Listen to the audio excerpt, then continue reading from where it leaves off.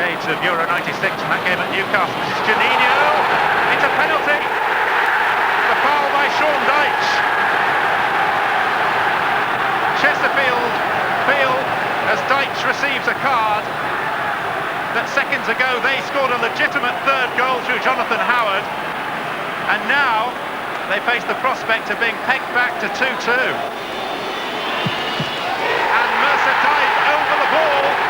One friend beats another, and Middlesbrough, having looked dead and buried, are back in the game with 20 minutes to go at 2-2. Juninho.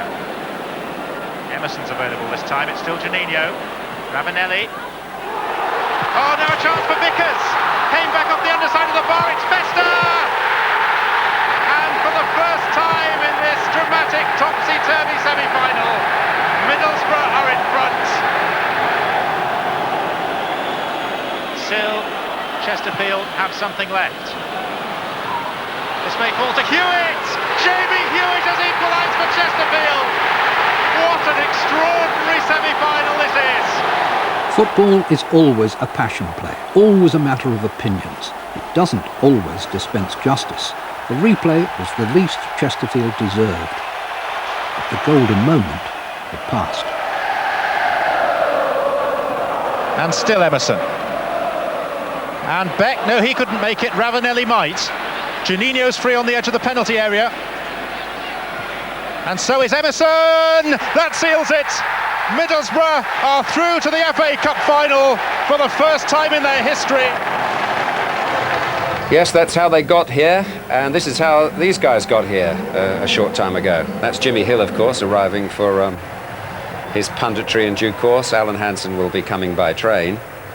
And that's the RAF Falcons arriving just a few moments ago. They're quite brilliant. I can't imagine how they can land on a sixpence like this, but that they can do. There we are. Now, somebody who will be sadly missed here today is, of course, Matthew Harding, who was vice chairman of Chelsea, who lost his life in that helicopter crash back in October. But his wife, Ruth Harding, is here, and we're delighted that you're here. I'm delighted to be here. Good. Are you looking forward to the day? Very much so. I'm sure everybody is. Wonderful atmosphere. A great day. And just one very sad moment to think that he's not here to enjoy it with us. Of course. You got an extraordinary response, didn't you? Not just from Chelsea fans about Matthew's death, but from football, really. From football, from fans all over the world. Yeah. Particularly the Manchester United fans. They were very kind. Yes. Also, Sam Haman, Wimbledon, I'd like to give them a mention because he was so kind. He was so gracious in their loss in the semi-finals.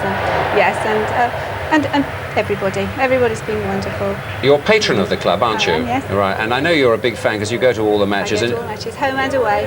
Oh, you go to the away games too? Oh, yeah. And your children will be here today? They'll all be here today, obviously. Yes, they will be. Can I ask you what your involvement would now be with Chelsea as far as the kind of, the finance side of it? Your husband's financial involvement, was huge and presumably still is. Are you directly in control of this? No, I'm not. No, the trustees, the solicitors will be dealing with the business side. I'm here as a fan, as a patron, and as a lover of Chelsea, just like the rest of the family. Sure, and that financial involvement will remain, presumably. It will do. As far as I will Chelsea support the club as long as I possibly can. Yes. Well, thank you for popping in and enjoy the day. It's a wonderful atmosphere as ever, isn't it? Absolutely wonderful. We hope it'll be a great game because we've got all the component parts with the players and everything. It's brilliant. Thank you, Ruth Good Harding. luck, Chelsea. Oh, all right. That's Ruth Harding. Thank you very much indeed. Well, now we should hear from the main men, I suppose, Ruud Gullit and Brian Robson, the coach and manager, respectively, of the two teams here today. I've had a chance to speak to both of them in some sort of depth. Now, Brian Robson, his build-up to this match has been entirely different from when he was a Manchester United man, because, of course, he's got quite a cup pedigree himself. We can beat them forever and ever. Robson! Oh, we can be heroes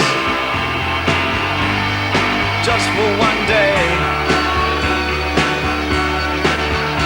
The header by Robson finds Stapleton. The Queen made a touch and it's been fired in. And Captain Marvel is there again. Robson! Brian Robson goes up to receive the most famous trophy in football for a record third time. Hiya, Paul, are you alright? Thank you. Good luck for Saturday, by the way.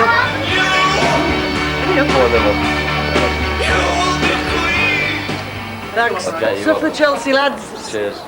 Brian, this is a week usually full of joy, or at least expectation about the cup final, but of course for you it's been tinged with the regret of going down. How have you coped with the last few days? Well, Monday I went out with Peter Reid, who was in the same boat as me, and we had a couple of drinks together, and it sort of eased the pain a bit to be with somebody who's took on the same disappointment as yourselves. But no, there's no getting away from it. I mean, everybody around the club on Monday and Tuesday, because we had a couple of charity events on both days, and everybody was down. But that's the reaction I'd expect from me players. I don't expect everybody to go around smiling faces when you've just been relegated. Yeah. I wonder how difficult it's been for you personally, because I mean, almost everything you've touched in football has been successful up till now. Yeah, well, I mean, I look at it where, as a player, everything went quite rosy, apart from maybe, as you could say, the disappointments of a few injuries where I missed out on World Cups. But you're going to have ups and downs in football, and especially if you've been in the game for, you know, a lot of years. And, you know, as far as I'm concerned, I've been in the game more or less 25 years now. And this is the first time I've had a real disappointment as far as results are concerned. So throughout your career, you're gonna have a couple of bad times, and I put this down to one of my bad times. If you could turn the clock back for the season, let's ignore the 3 points issue. Yeah. But is there any other thing that you would change with the benefit of hindsight about how you approach the season or the teams you put out? Yeah, I think you'll always look back and you say, well, did I pick the right team on that day, or did I get the tactics right? And you're going to make misjudgments on certain aspects of it. But I think the overall thing I saw where we maybe needed strengthening. Once I'd lost Nigel Pearce and Curtis Fleming, we needed strengthening a bit at the back. And it took me time to realise that before I sold Nick Barmy to get that money to strengthen us at the back. You know, things went on there, and we start having a good cup run in the Coca-Cola Cup. And the results after that were affected in the league. You know, we come off the back of the Liverpool game, and we get beat at home to Southampton. We come off the back of the Coca-Cola Cup final and we get beat 1-0 at home to Sunderland. And it's because the players were a little bit jaded coming out of those big cup games. Tell me about the spirit in the squad between the big signings you brought in from overseas and the local lads, so to speak. I mean, has there been a good blend, or has there been sort of a them and us kind of compartmentalisation during the season? Well, everybody will believe what they want to believe, and I think there's been a lot of rubbish wrote in the media about the problems. I mean, we have had a few problems early on, but you know, they were resolved and people kept harping on about them. And I think since the turn of the year, you can see there's absolutely no problem within the club as far as team spirit's concerned. That all the lads get on really well together, but it took them a bit of time to get to know each other. Because everybody says the big names are going. They're off. Well, they know more than me then, because I'll be sitting down with not just my foreign players, but with all of the lads in the first team squad, and I'll be getting their thoughts and their ideas of how they see next season. And it's like I said, I mean, I don't think the club are going to give up the fight as far as the 3 points is concerned. They're looking into that. We don't know whether we're going to be in the European Cup Winners' Cup. So, you know, there could be a lot for us to play for next season. There again, there might not be. And I've got to get players' thoughts on that before I start making decisions, which will be for the benefit of Middlesbrough Football Club. Well, can you say here and now, though, that you would expect, say, Juninho to stay or Ravanelli to stay? Would you expect them to stay? It's like I said, it's still hypothetical, those questions, because I haven't sat down with the players and got their thoughts. I mean, they might be totally different on Sunday to what their thoughts are at the moment. Because if we're in the Cup Winners' Cup and they've just won an FA Cup, they're going to be sort of elated about winning the FA Cup, and their opinions might change completely. Where at the moment they're on a bit of a down because we've been relegated. And then if you get beat in the cup final on Saturday, then you are going to get a downside, and I need to know then what sort of reaction I'm going to get from not just the Ravanellis and the Juninhos, but all the British lads as well. Do you think the team will be in the right frame of mind, whoever the 11 are, will be in the right frame of mind to take on what seems to be a very positive Chelsea team at the moment, a side that's on the up, and beat them? Yes, well, it's like I'm saying, since the turn of the year we've played the Liverpools, we've played the Man Uniteds, and apart from after these tough cup games that we've had, we haven't been beaten by any of them. Yeah, but you hadn't gone down at that stage. Now you're just coming off having been relegated. No, I think, like I said earlier, you know, the players seem this morning to be that little bit more buoyant, and what they're not doing, they're not looking behind them, they're looking forward and being positive about the FA Cup final. How do you go about beating Chelsea, this Chelsea team? Well, what do you have to do to beat them? Well, they've got some top players, but I still look at it and I say we've got some top players. You know, sometimes it's the bit of luck on the day, which wins you an FA Cup final. And I just hope that we have that bit of luck, because I don't think there's too much between the teams, even though we've been relegated. And if you win, it'll ease the pain? It'll ease it slightly.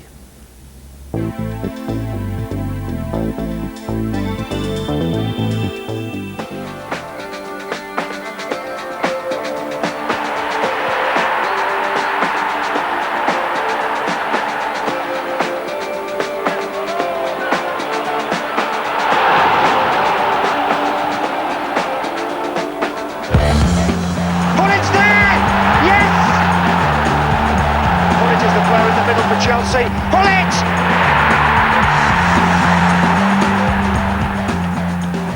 You told me the other day that there's no question you won't play in the cup final. Now, you were near to playing in it the other year. Yeah. Is it a disappointment? I mean, why have you decided? Why have you ruled yourself out of playing? I had no feeling that I had to be part of it.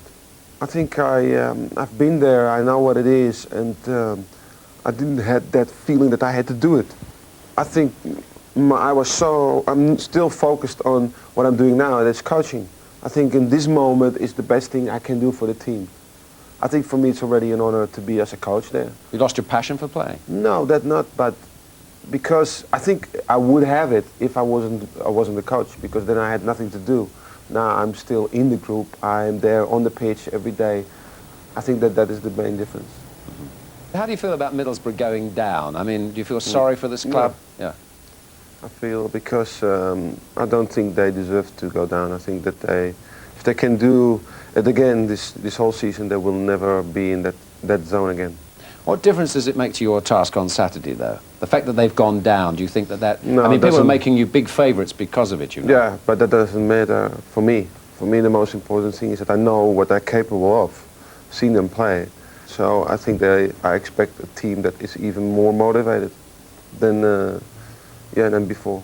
Now tell me about Ravanelli, because I've seen in the newspapers that Chelsea want Ravanelli for next season. No, we are not interested in Ravanelli. That's a fact. No way? No. Let's talk about the game that's coming up specifically. Yeah. Who do you fear on the Middlesbrough side? You fear no one. You just have a lot of respect for everyone. And I think that Juninho is a great player, but there are other players who make him play well. That's the point. Because on his own, he can't do that. It's the same with Maradona, was a great player, but there were the other players around him that made him play so well. So, because they're doing their jobs well for him, they cover for him, he can think more of the attacking side. If they wouldn't do that, and that's what they didn't do for most of the season, then they get beaten. Even though also Juninho is doing very, very well. He's, I think, now on his top. Even then, they don't win. You see, and that's the point. It's like having a big gun, you know, but you don't have the ammo. All right. Well, they might have some ammo, because it looks as though Ravanelli they have some will ammo, play. of course, but you know, they get 6 bullets in it. Yeah. And if you still have 4, then still 2 chambers are empty. You know, it's like that. So, okay, on the basis of 1 star, who's your 1 star? Zola? No, Zola is a good player, yeah, but he's not the only one, because I need players who can one day do another job, because Di Matteo, for instance, yesterday was outstanding. He was our star. One day it was Dennis Wise. Another day is Mark Hughes. And that's what I want. That means that the opposition don't know which player is going to be. If you have only one player, it's easier. Of course, this game doesn't count because it's a game on itself. You know, it's one game, and if that player is outstanding, he can decide the game. But if you have, for instance, a whole competition, like you have, and you still have one player who all the time has to do it, and he can't do that. He can't do that for 36 games. And that's why you need more players to do the job for me. And it doesn't matter who it is going to be. What about Hughes this season? I mean, he's been magnificent. Yeah. So we talk about all the time about the foreigners. Yeah. If you see Mark Hughes, it's incredible.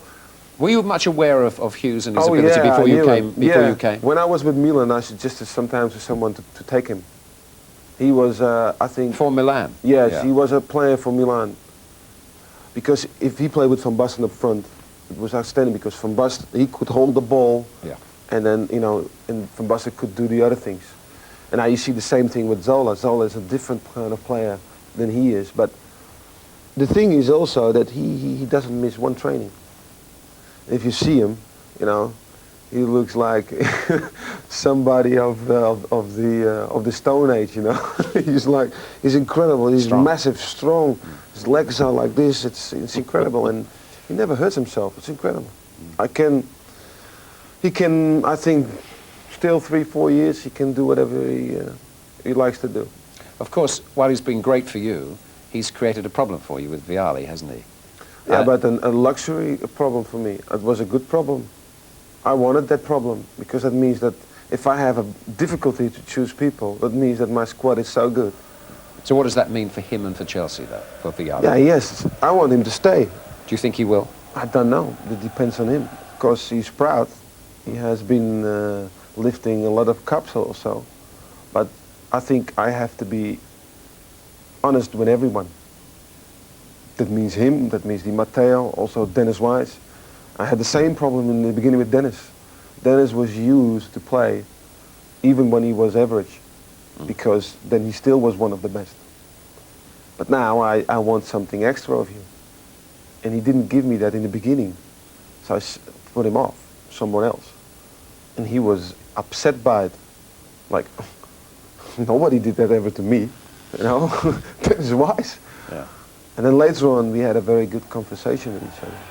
And from that day on, I've never seen him playing so well. Okay, so you win the cup.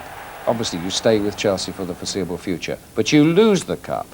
Then what happens to you? I just stay in Chelsea. Nothing changed.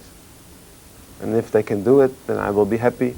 If they can't, I will be happy even because they had a marvelous season. They played well. They made impression on everyone, not only in England, but also in the rest of Europe. So I will be happy, of course, in a different way. But I think they showed some very good things this year. That's Rudy, and this is Jim and Alan, who've just dropped in. Warm day, nice warm day. Rather hot. You'll be very interested in this next item we've got, because I don't know if you've watched earlier, we've got a little competition for the worst ever Cup final song. We only gave them 10 to choose from, but we found a worse one. We've got the result here. This is in reverse order. Everton's song, Here We Go, was voted third worst. These are not best. Manchester United, Come On You Reds, was second worst. First was the Anfield Rap. You were in it. I can't believe that at all, I'm not kidding you. Who am I to argue with the nation, but they've got it wrong. It took me 2 weeks to rehearse my lines in that. Only had 3 lines. My mother enjoyed the song. Did she? Did you enjoy that song, an Anfield Rap? No, I'm not saying going as far as that, but you are a winner. You just realise you've won the worst song. Always think positively, Jim. Right. Always think positively. You see what I mean? That's one way of looking at it. There might be an award for it. I mean, in due course, we will have some sensible chat out of these two. We live in hope, and sure we will. But let's have a little glimpse of the, or a little sound of the Anfield Rap. A little.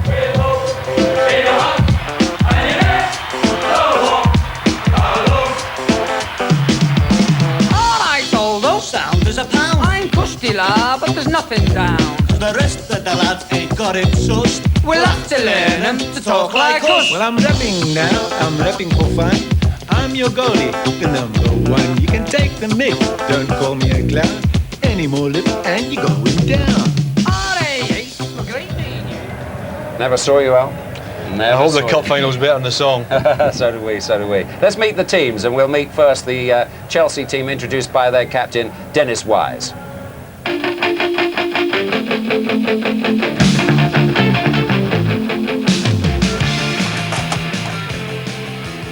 Froda, he's our goalkeeper. He came here about 6 months ago, I think. We bought him. He come on trial. Like most goalkeepers, they say they're mad, and this one's an absolute nutcase. He comes for crosses. He's very strong, and he's a good shot stopper as well. And he got us out of trouble a little bit in the semi-finals. He was coming for everything and catching. Sometimes it don't always work, but he done well, done extremely well on that day. Everyone was on about the other players, but I thought he was one of our main players that done well on the day. Dan Petrescu, Romanian international. He's got a great touch. He can play in midfield or at right back also. And he's very talented. He can defend. He gets forward, he gets goals. And he creates goals for us as well. He's got a great right peg.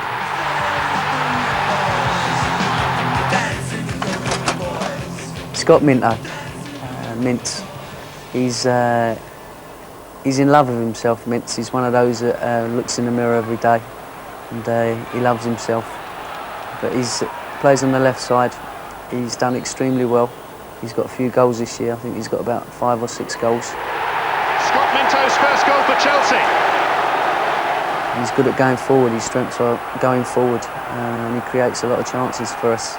And he's good with both feet.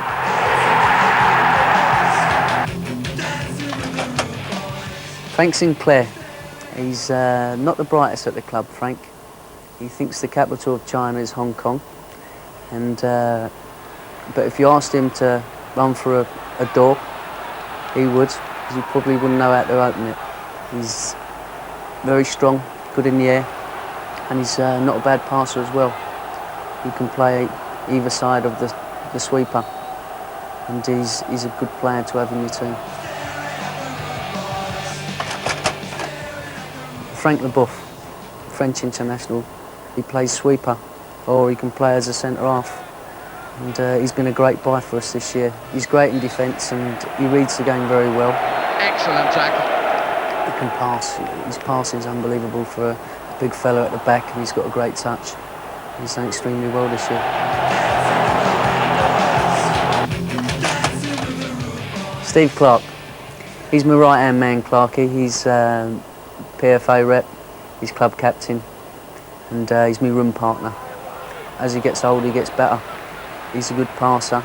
He plays on the left-hand side of the free, and he reads the game. That's his strength, I think, is he reads it, and he's very quick, and not many people will go past him.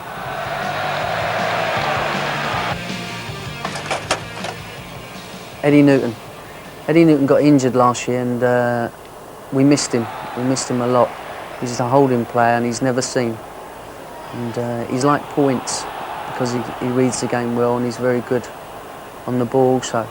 He's got to sit in front of the back 3 or back 4, the holding player, and he makes everything work. And if people make runs, he'll pick them up, and they'll do well to beat him, because he's very quick and he's good at the tackling.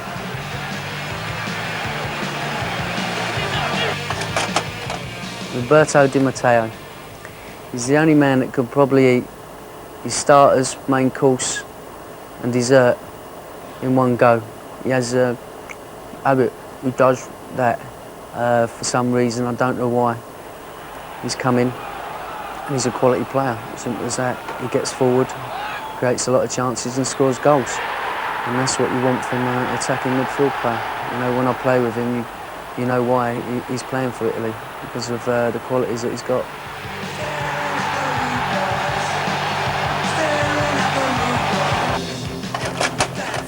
Mark Hughes. We call him Nigel from EastEnders, because he's got the same haircut and he looks like him a bit. He scored, I think, about 15 goals, and he sets up, creates a lot of goals. He's very strong, and when you play it up to him, you know he's going to hold it up, you know you're going to get it back. He's got this knack of controlling it. He seems to know where it's going to drop. He steps back and the centre-half can't get near him. When I used to play against him, we used to think, I hope his name ain't on the list, the team sheet. And I think a lot of teams think that as well. And we're glad that we've got him because he's been magnificent. And Franco Zola, what can I say about him? He's a talented footballer, just blessed with so many things. And he was understudy to Maradona, and that just sums it up really. They give him a lot of talent in football, but they didn't give him much in dress sense and haircut. He's great to watch, free kicks, he's unbelievable. The fans love him, the players love him because he can do something in a split second and score a goal, create a goal. And he's going to cause a lot of problems for people. It's the Italian, Gianfranco Zola!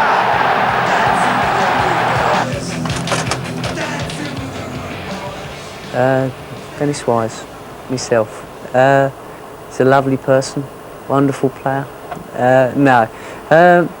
It's just great to play with so many good players, and it makes you become better because you watch what they do, you know what they're going to do, and it just happens naturally. I've been playing well in the last few games and keep my fingers crossed so I can hopefully keep playing well. My own personal ambition in life, or when I joined Chelsea, was to win something for them. And I keep my fingers crossed, and hopefully I will. Dennis Wise doing the introductions his way, and the Chelsea players are out there having a warm-up session now, as you can see. And let's just take a check on that 11 for you, the Chelsea 11. It'll come up on the screen in just a second or two. There it is, and as you see, Vialli is a sub as expected, and Alan Hansen, no real surprises, I would have thought. I think it's a very, very attacking lineup, and it's 4-4-2. Huge responsibility in the front two. I think it's basically a dream ticket. You've got the world-class silky skills of Zola, and a perfect foil in Mark Hughes' strength and aggression, and ability to hold it up. And I think basically if that team plays well today, they'll win the cup. Right. And do you think that formation's right with Clark in the middle and Sinclair out on the... Well, they can swap it a bit. They might play Petrescu right back and put Sinclair to left back, play Minto in the Di Matteo position and swap him across. So there's plenty of options there. Right. And Jimmy, what about goalkeeping today? I mean, traditionally down the years we've had some great goalkeeping here. We've had people make slip-ups. Goalkeeping is vitally important. Grodar had a super match at the semi-final stage against Wimbledon, didn't he? Yes, he did. But in a way, he's still making his reputation here. I mean, he's not renowned now. You said of the best three goalkeepers in the Premiership. No one's going to think of him. You know, we don't know enough about him. He's not been here long enough. And I think that obviously is a risk, as it is in the Middlesbrough goal as well. Right. Inexperienced young man. And so that's a fascinating aspect of it, because not one that we look forward to, because nobody likes to see games won and lost as a result of goalkeepers' mistakes. But it's very relevant if you're trying to predict, you know, what may happen. Sure. Well, you mentioned the Middlesbrough goalkeeper. Let's just take a check now on the Middlesbrough team with their captain Nigel Pearson. Oh, it's Craig Hignett doing it. I'm so sorry. Craig Hignett's introducing us. Forgive me. Right, I'm going to tell all. Now let's meet the Middlesbrough team. I'm Ben Roberts, goalkeeper. Ben Roberts started the season as the third choice keeper. Now through injury and whatever, he's now become the first choice in the FA Cup. And Ben's done exceptionally well. Boyish good looks. Ben's one for the girls. And he's a real asset, and I'm sure he's one for the future. Gale takes it. Oh, good save, Roberts. Curtis Fleming, full back. Right. Curtis Fleming. He's probably the hardest defender we've got at Middlesbrough. He'll tackle anything. He'll tackle brick walls, rhinos, anything you say tackle, Curtis will tackle it. He's a great player to have on your team and a hell of a player to have against you in five-a-sides in training. So if Curtis is playing against me, I always tend to roam over to the other side so he doesn't tackle me too much. Fleming. Still Fleming.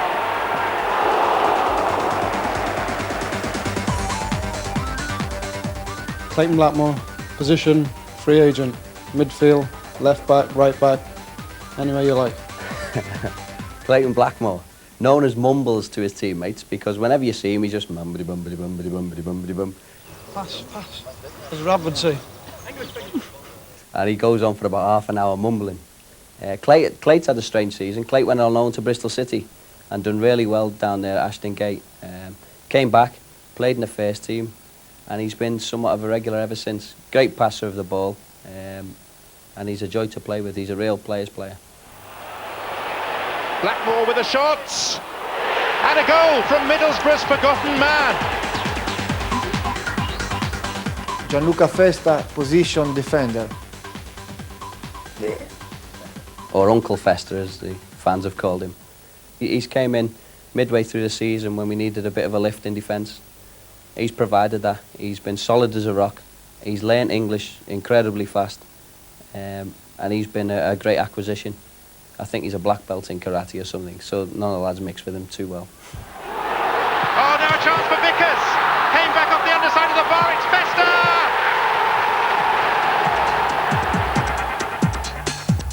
Festa. Nigel Pearson, centre half, captain. He's a tremendous leader. He leads by example.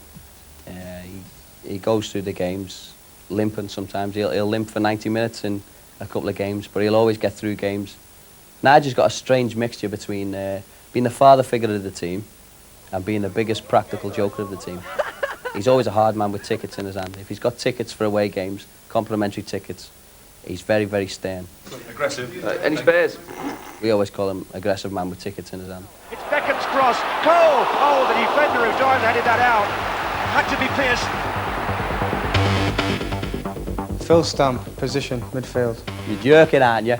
He's a real butter lad. Skinhead.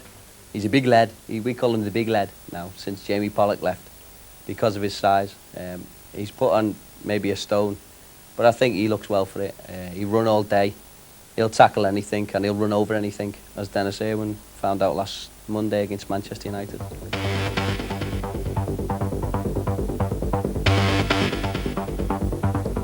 Hello, I'm Anderson, midfield. I've never seen a midfield man as strong as Emerson, as big as Emerson, with as many tricks as Emerson. He's fantastic on the ball, and some of the things he does in training really do take your breath away. I mean, he's certainly the dancer, and as you've seen when he scored goals, he's probably got the best rhythm in the team. He strikes a tremendous ball as well. Emerson's now gone to play up front just for a moment. He's got Priestner with him, and it's Emerson! And yes, they've scored again!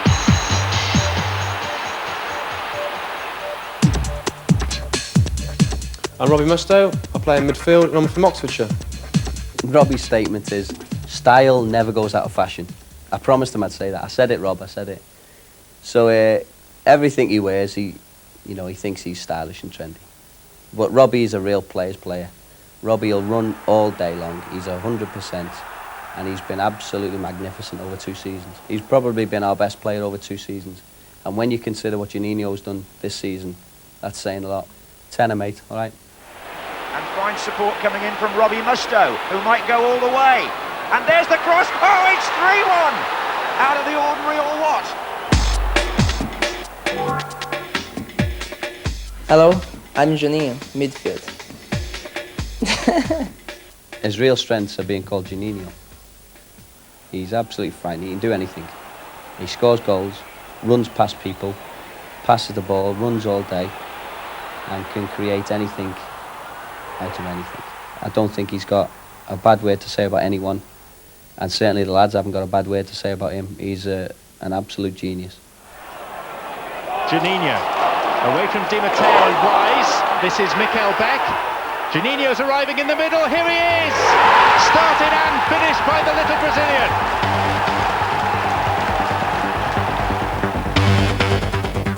Fabrizio Ravanelli, position, striker. People had some reservations about when he came, about £7 million, and were Middlesbrough right to pay it or not. Fabrizio scored 31 goals, and that speaks for itself. Sometimes on the pitch he'll be very animated, and we know he doesn't mean anything by it. We know he's not getting on your case, it's just the way he is. So we've had to accept that, and we've had to adapt ourselves to him. But on the pitch, he works very, very hard and scores goals. Here's Cox into the 6-yard box. Ravanelli.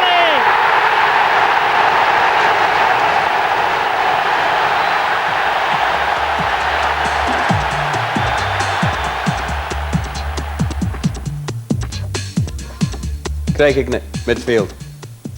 I knew this would happen. Craig Hignett, real quiet lad.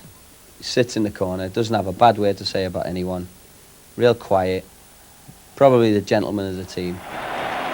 Fantastic pace, magnificent head ability, Sebco stamina.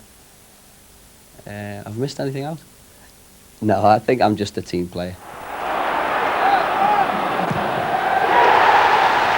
If you can keep your head when all around are losing theirs, then success can be yours. Very good player. Excellent, excellent. He's top man as well. Here's your tenner.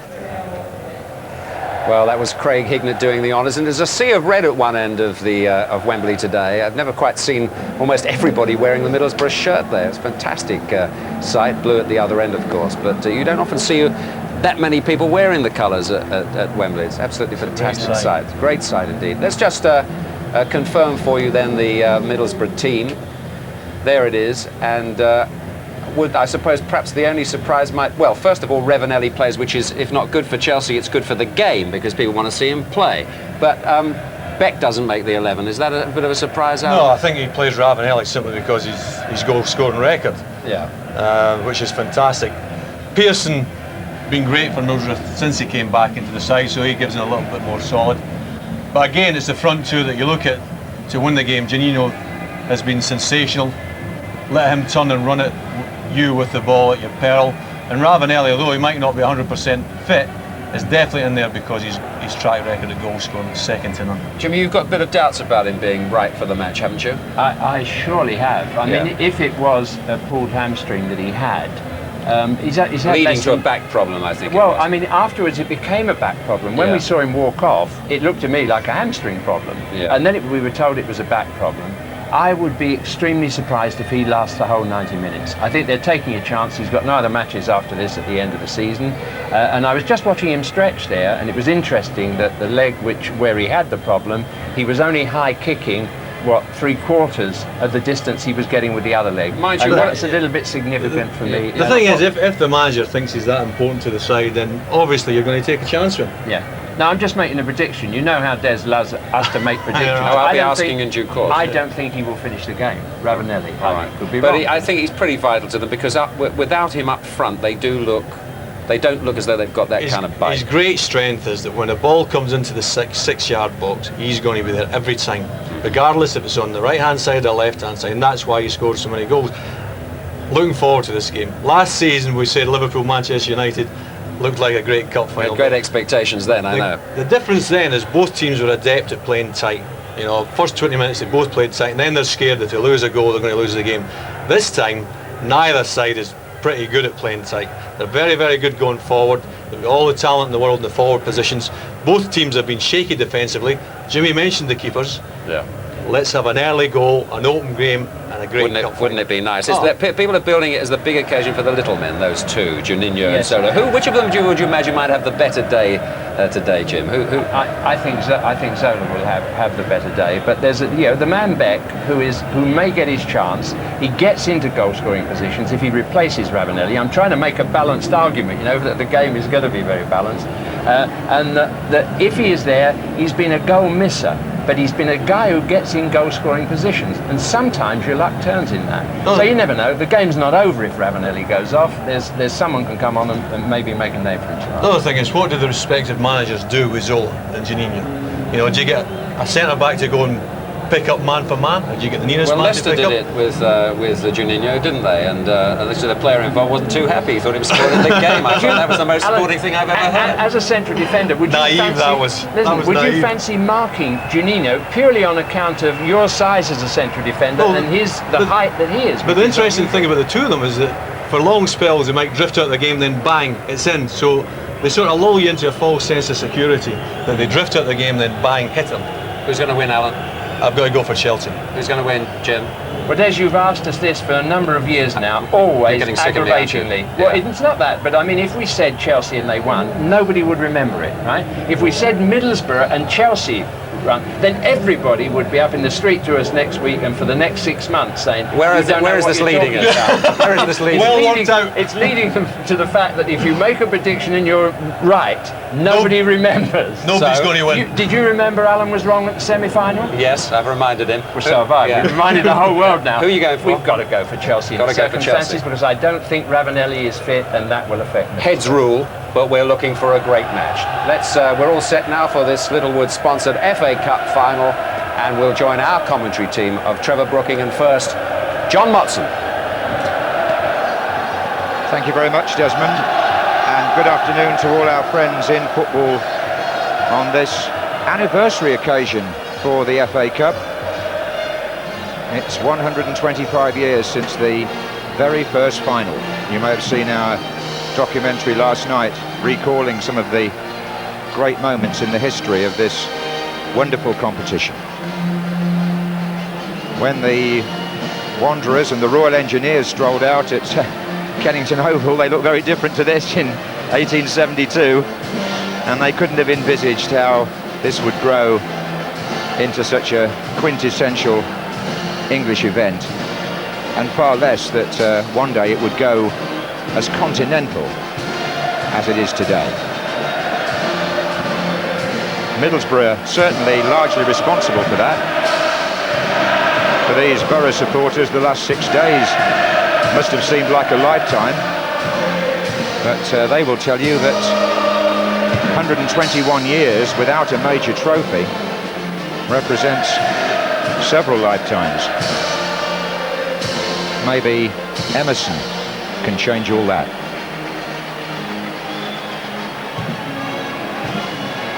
Chelsea, who like Middlesbrough over the years have had their ups and downs, no major trophy for 26 years and never won the FA Cup at Wembley.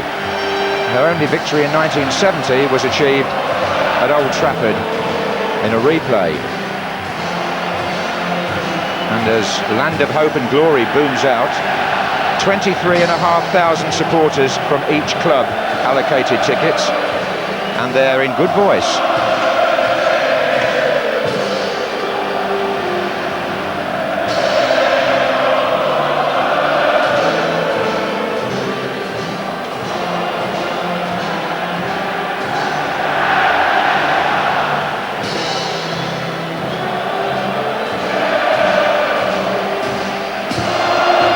Something about the atmosphere inside the stadium, Trevor, that reminds me of Euro 96 last summer. Well, I think Des mentioned a number of replica shirts that both sets of supporters have got. There's a massive red, certainly, at that tunnel end, and equally so to our left, really. A lot of yellow as well thrown in with the change strip of Chelsea. But I think the weather plays a part when just walking down to the ground, the sets of supporters were mingling. I think they were relieved they were not going to have to run around on the pitch because it is steaming today, and I was just standing as the players were having to walk around and beads of sweat were trickling down my brow, so it's going to be tough for the players, but I think that will help it as a spectacle. But the sets of supporters, one of them is going to end up with that old tradition being changed because they are going to lift that trophy. And just mentioning the word trophy, it's not the only cup final at Wembley this weekend. Tomorrow the FA Umbro Trophy, Woking against Dagenham, and Woking played their part in the FA Cup, but this gentleman, Sir Cliff Richard, 40 years in show business, he wowed them at Wimbledon, and he's going to worship with them at Wembley now, because Sir Cliff is going to conduct the crowd in the singing of the cup final hymn, which has been sung traditionally for something like 70 years at the cup final. abide with me.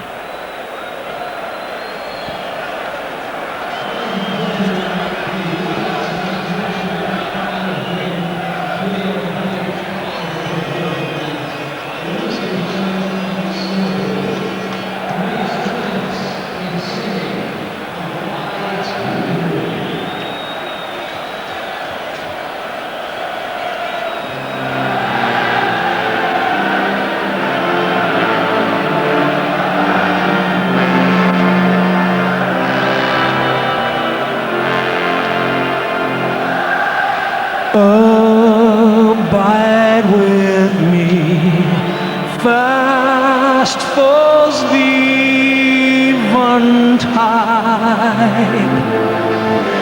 the darkness deepens, Lord, with me abide, when other helpers fail and comforts flee. Help of the helpless, Lord, abide with me. I need thy presence every passing hour. What but thy grace can foil the tempter's power?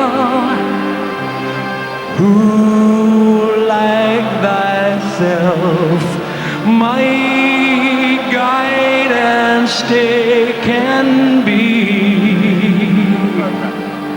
Through cloud and sunshine, Lord, abide with me. There's a nice piece in the Wembley programme today about the background to that hymn. It's written by the Reverend Henry Francis Light while he was dying of tuberculosis, overlooking the fishing village of Brixham in Devon many, many years ago. But it was tastefully sung there by Sir Cliff, and the crowd responded well, as they always do.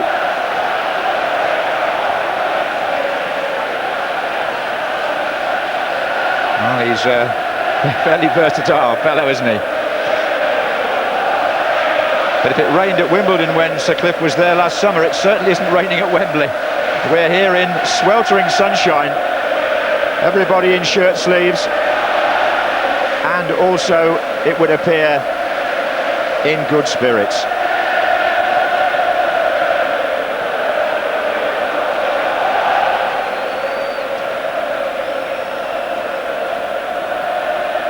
Wembley has been the scene of the Cup final since 1923, although it may be that in the millennium the Cup final won't be played here. There's going to be a complete restructuring of the stadium, and although it's expected the Cup final will be played here next year and the year after, there will be 1 year when it has to go elsewhere while the new Wembley is completed. And the Football Association will have to find an alternative venue.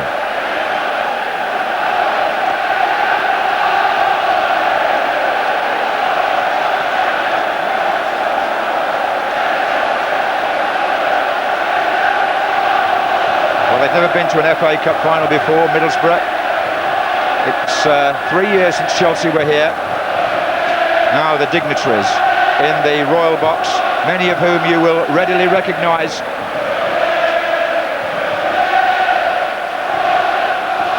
And the two chairmen will no doubt be appearing shortly. There's Colin Hutchinson, the managing director of Chelsea, with his wife Linda.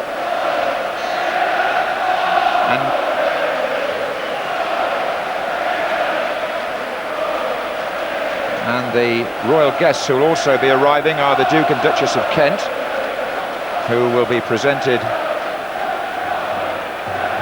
teams to them.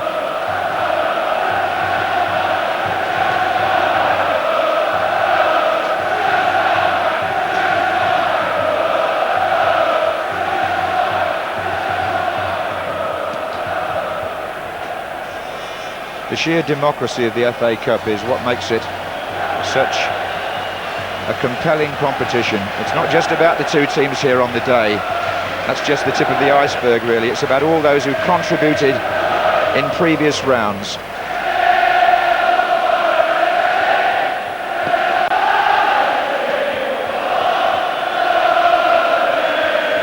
Now the two teams have been called, and first out, Brian Robson's Middlesbrough. Assured of a marvellous welcome, as indeed will Chelsea be. And the Duke of Kent has arrived. His Royal Highness with Keith Wiseman there, the recently appointed chairman of the Football Association.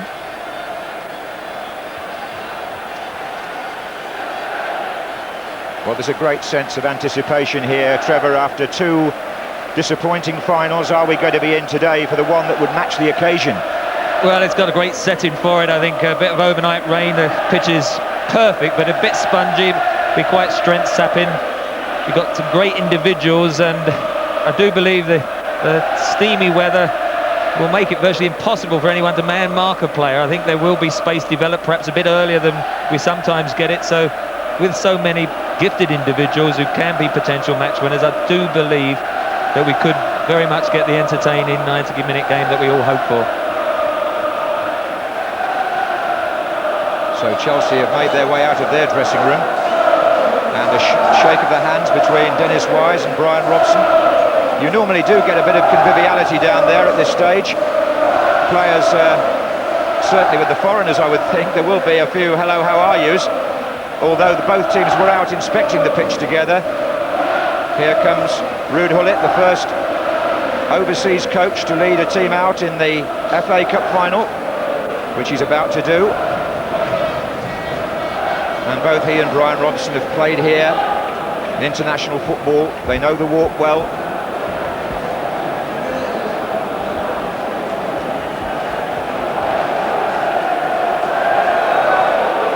But it's every manager's dream, really, this.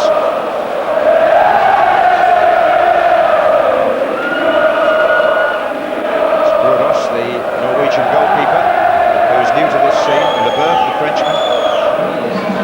Romania, Zola, Italy, Viali. Well, there's sunglasses on his head there. I think that was Frank Sinclair, was it?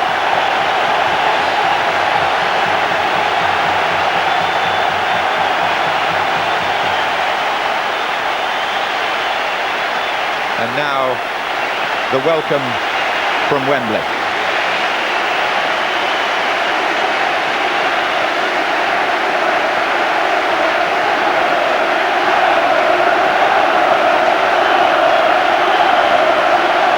A lovely touch. Zola with his arm round Juninho.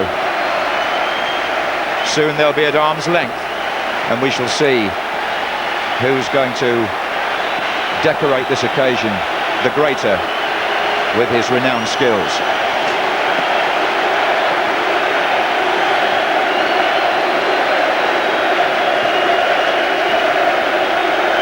Well, it's perfectly set up, isn't it? Red and blue. South versus North.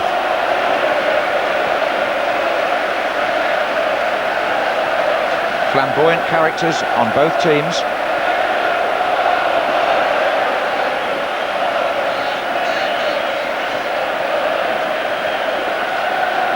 Is there consolation yet in this strange season that Middlesbrough have experienced? Or are Chelsea about to prove that they are one of the up-and-coming forces in English football?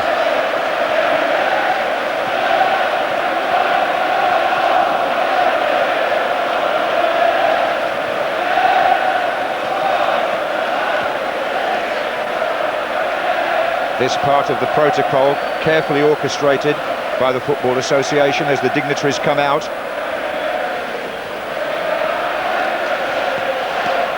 Their Royal Highnesses, the Duke and Duchess of Kent.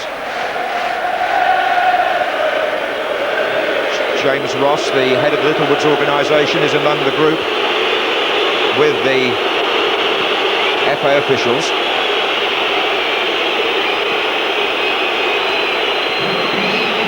There is a slight feeling that you could probably hear while the Duchess is getting her instructions from Graham Kelly, the chief executive. The Middlesbrough fans are barracking the FA.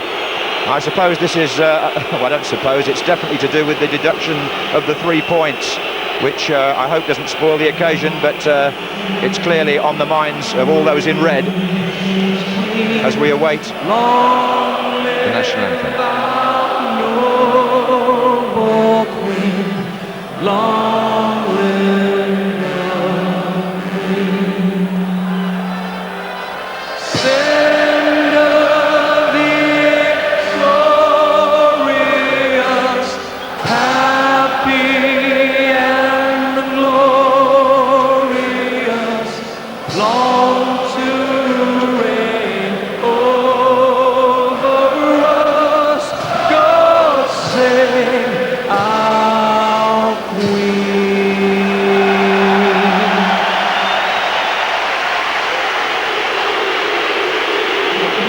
Well, there certainly is an unfavourable reaction from the Middlesbrough contingent to the appearance of the Football Association officials.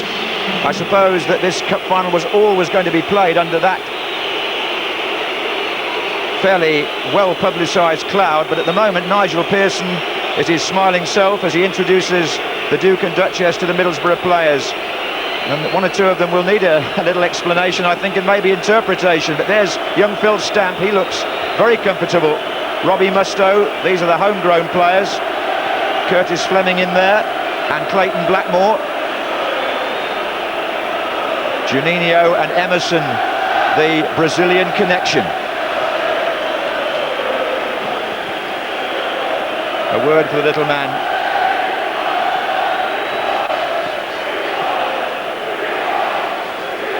Craig Hignett. Miko Beck, who's holding the boots, there is a substitute, and so indeed is Vladimir Kinder at the end of the line next to Brian Robson.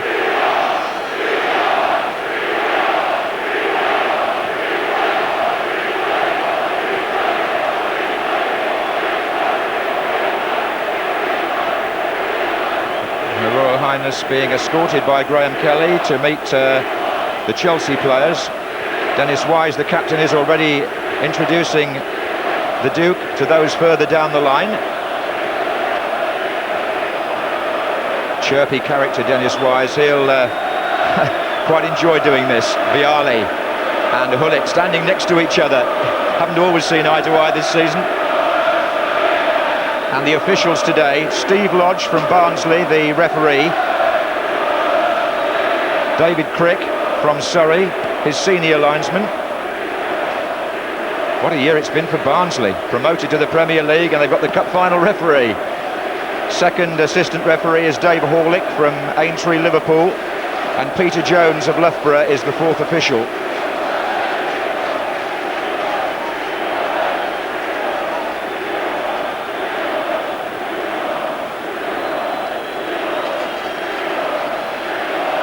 Well, what a star he is.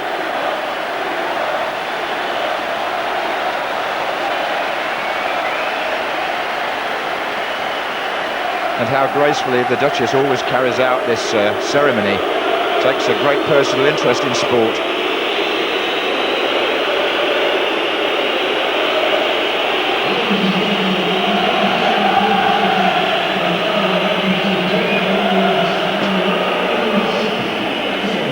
So the royal party now go to their seats in the VIP box.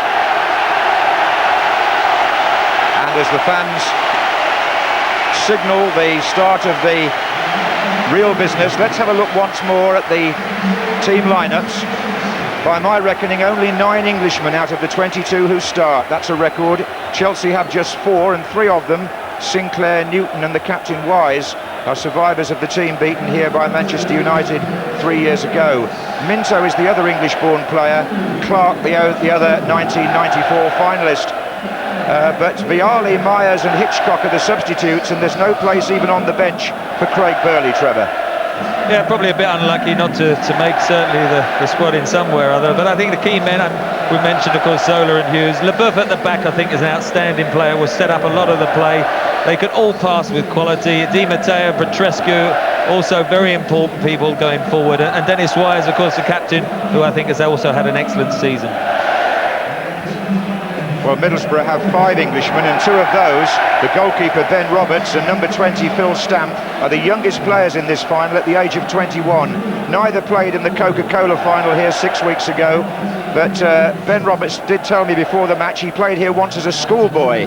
But without Neil Cox on the bench, and with Roberts still slightly worried by his elbow injury, Middlesbrough don't appear to have a cover goalkeeper. No, it was always going to be a problem. I think more than that, perhaps, though, is what are the mental scars of relegation like? Can they lift themselves? We know again Juninho and Ravanelli up front, but Pearson and Fester, can they curb Hughes and Zola? And then I think Musto and Stamp have to work extremely hard in midfield to make sure Middlesbrough get enough of the possession. Well, he's certainly not short on confidence, young Ben Roberts. He's been picked in the England under-21 squad for the forthcoming match against Poland. Born in Bishop Auckland, which is a name we associate with Wembley from days gone by. And Crook, I think, probably lived there as a boy as well. Crook Town, they were famous Amateur Cup finalists, weren't they? But look at this. Remember in 1953 when Puskás did something like that, Trevor, before the England-Hungary game. Zola showing us a little example there of his technique. Well, he's hardly got a forward, has he, Zola? Ravanelli, is he fit? That's the question. I mean, they've missed him in the closing couple of weeks. Definitely, you feel they had chances that he might have tucked away. Will he get the support and supply today? And the 2 captains, Dennis Wise on the left, and Nigel Pearson. Good to see him here because he missed out in 1993 when he would have been captain of Sheffield Wednesday, but he was injured for both their finals that year. Well, it all seems very good-humoured, doesn't it? Yeah, it was a bit. I thought it was a bit of a shame in the presentations that the fans wanted to make the point about the 3 points deduction. Unfortunately, now they gave a great reception to the 2 sides when they come out. The FA Cup final is about today. The league business can be sorted out another time. They've got to get right behind their side because they're going to need all that support if they are going to overturn the favourites, Chelsea. Well, yes, he knows that overturning, if they possibly can, that decision is next week's story, really. Brian Robson, he's more concerned just at this moment about whether Juninho can continue the prolific form that he's shown in spite of Middlesbrough's relegation in the last few weeks. Emerson needs to do rather better than he's been doing, if truth be told.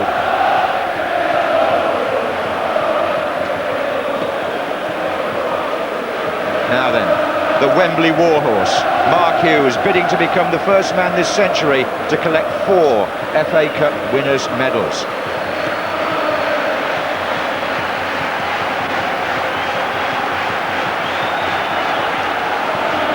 You can't separate them on the league matches they've played. Each beat the other 1-0 at home.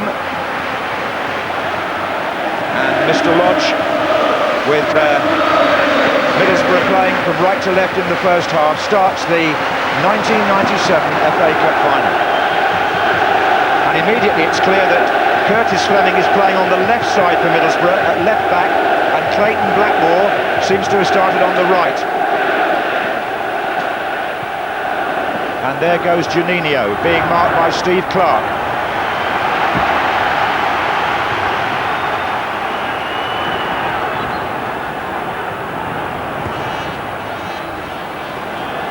Robbie Musto battling with Dennis Wise. Now the first sign of Chelsea on the attack with Di Matteo. Oh, and a good